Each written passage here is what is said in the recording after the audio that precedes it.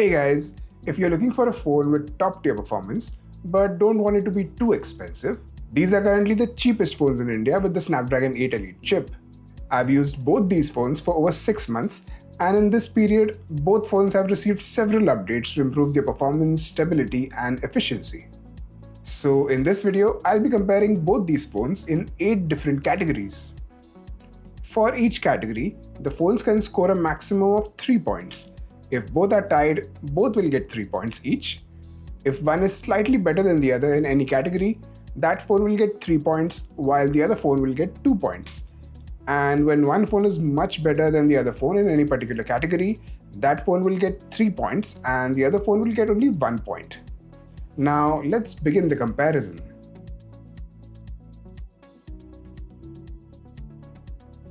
While design is a subjective matter, I find both these phones to be good looking. The Realme GT 7 Pro is a bit more appealing to me thanks to its more sophisticated and understated look. But even the iQOO 13 with its RGB ring has a cool youthful vibe. In terms of dimensions, both are big phones. While the Realme is slightly smaller, it is thicker and heavier. In terms of in-hand feel, iQOO 13 is not only lighter but also feels more well balanced. The Realme GT 7 Pro feels a little top heavy. Also, with a thicker frame, the iQOO 13 provides better grip for long gameplay sessions. Both phones have solid build quality with a glass and metal construction. While the iQOO 13 has short sensation alpha glass, the Realme GT 7 Pro uses Gorilla Glass 7i. Both these glasses offer good protection, and in my usage, neither of them have scratched even a little bit. Both phones also offer IP68 and IP69 rating, so they won't have any issues with rain or being around a freshwater body. Overall, both phones are very close in the design and build category, so both these phones get 3 points each.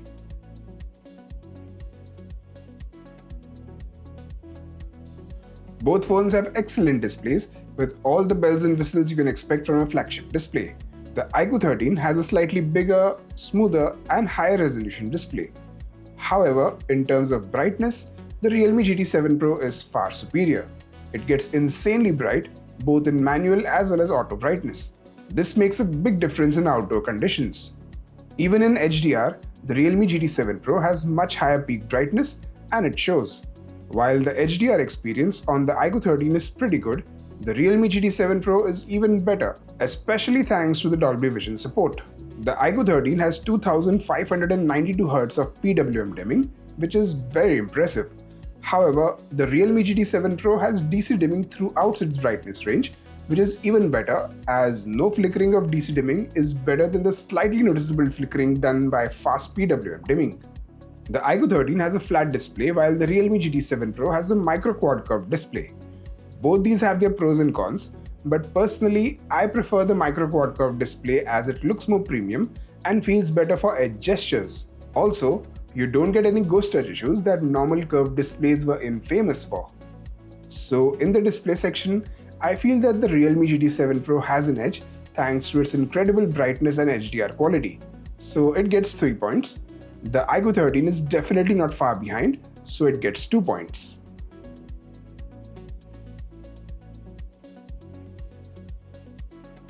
This is how the stereo speakers of both these phones sound.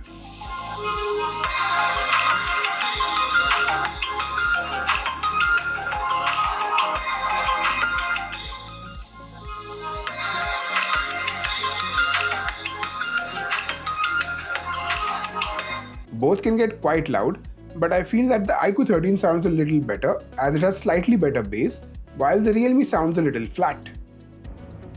This is an audio recording sample to test the microphone quality of the iQOO 13 and Realme GT 7 Pro. Let's see which phone does a better job of recording my voice. This is an audio recording sample to test the microphone quality of the iQOO 13 and Realme GT 7 Pro. Let's see which phone does a better job of recording my voice. I feel both these phones sounded good.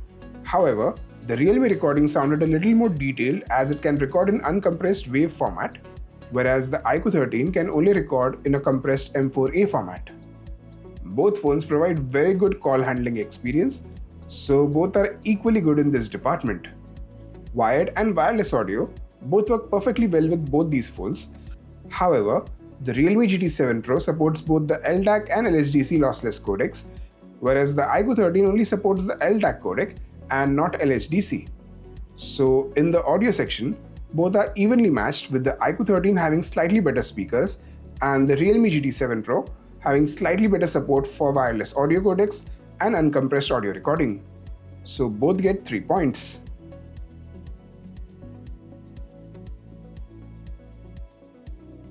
In terms of the camera specs, the iQOO 13 and the Realme GT7 Pro have very similar primary cameras. The ultra-wide camera is better on the iQOO 13, whereas the telephoto camera is better on the Realme GT7 Pro. For selfies, both use similarly sized camera sensors, but the iQOO 13 has a resolution advantage. With the primary camera, both phones take very similar looking photos with good amount of detail and pleasing colors. However, the iQOO 13 has a slight advantage in terms of dynamic range. It also displays richer contrast. With tricky lighting, the Realme images tend to look a little flat and dull. However, both phones do a very good job with low light shots. In terms of the ultra-wide camera, while on paper, the iQOO 13's camera is much better, in real-world usage, both cameras do a very good job. However, like the primary camera, the ultra-wide on the iQOO 13 displays better contrast. Still, in low light conditions, both cameras perform very similarly. Zoom is where the difference is more noticeable.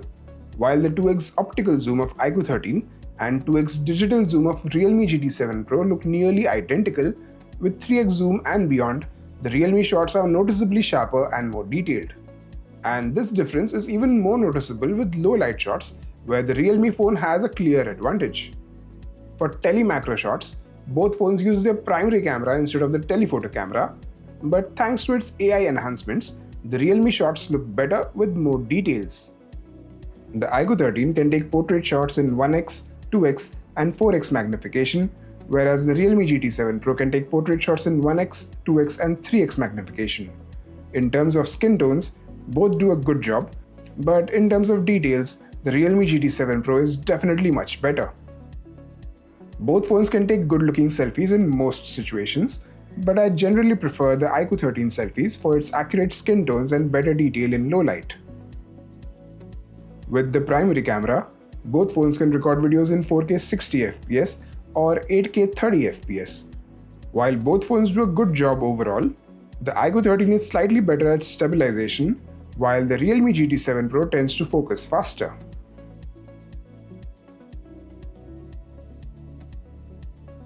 The biggest difference comes in terms of video recording with the other cameras. While the iQOO 13 lets you record videos in 4K 60fps with all the cameras, including the selfie cameras, the Realme GT7 Pro limits the ultra-wide and the selfie camera to only 1080p resolution, which is definitely not acceptable at its price point in 2025. So overall, while both phones have their strengths and weaknesses in the photos department, when it comes to videos, the iQOO 13 has a clear advantage, and so it gets 3 points while the Realme GT7 Pro gets 2 points.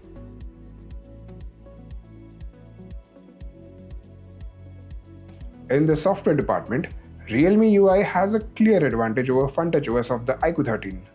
It has a more modern looking UI, gets more advanced customization features, and when it comes to AI, there is no comparison. The Realme GT7 Pro gets useful features like AI Summarize, Sketch to Image, AI Studio, and AI Editor. On the other hand, the iQOO 13 only gets Google's Gemini, Circle to Search, AI Select and AI Erase, all of which are also available on the Realme GT7 Pro. The only advantage that the iQOO 13 has over the Realme GT7 Pro in the software department is that it will get one more year of Android updates. So Realme definitely has an overall advantage in this department and gets 3 points. On the other hand, iQOO 13's FunTouchOS is definitely not bad and gets all the basics right, but it is severely lacking in terms of AI features, and so it gets 2 points.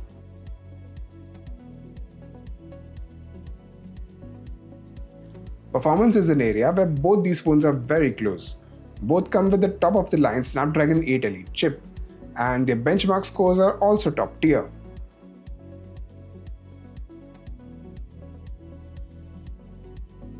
Both phones can play all the games at the highest graphics and frame rate.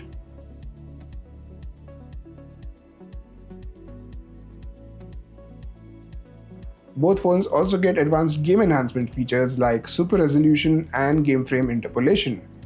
iQOO 13 came with bypass charging out of the box, while it was added later to the Realme GT 7 Pro via a software update. So technically it's a tie.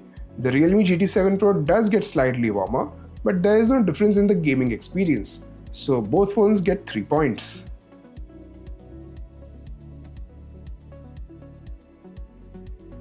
The global variants of both these phones get bigger batteries, but here in India, we get a 6000 mAh silicon carbon battery for the iQOO 13 and a 5800 mAh silicon carbon battery for the Realme GT 7 Pro. With these batteries, both phones provide exceptional battery life. With the PCMark battery test, the iQOO 13 lasted 3 hours longer. However, the Realme GT 7 Pro scored more in the initial rounds of the test, thereby consuming more battery. After completing my 12-hour YouTube streaming test, both phones had more than 50% battery left, but the iQOO 13 had slightly more battery.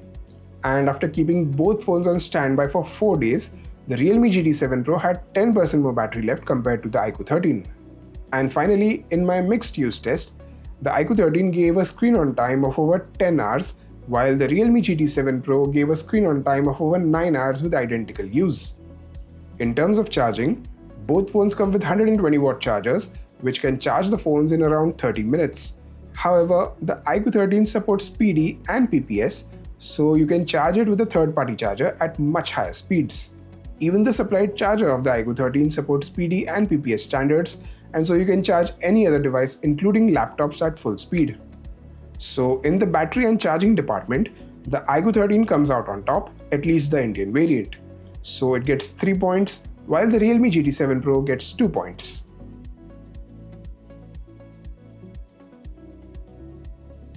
In terms of box content, both phones come with everything you can ask for. For security, both phones have super fast ultrasonic fingerprint scanners and face unlock systems. Both phones offer very good haptic feedback, but the one on iQOO 13 is slightly crisper. Both phones come with an IR blaster, so you can use these phones as a universal remote. The iQOO 13 comes with this RGB light ring around the camera bump. It lights up for incoming calls and notifications, music playback, and even battery level indication. In terms of sensors and connectivity, both phones don't miss out on anything. Both phones come with 360-degree NFC for added convenience. In terms of the USB port, the iQOO 13 gets a faster USB 3.2 port with video out support, while the Realme GT 7 Pro gets a basic USB 2.0 port without any video out function.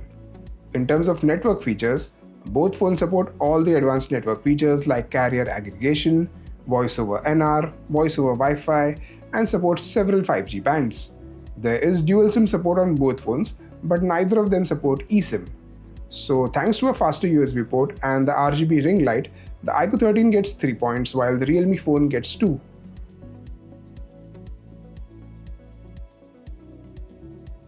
Okay, so in total, the iQOO 13 wins with 22 points compared to the 21 points of the Realme GT 7 Pro.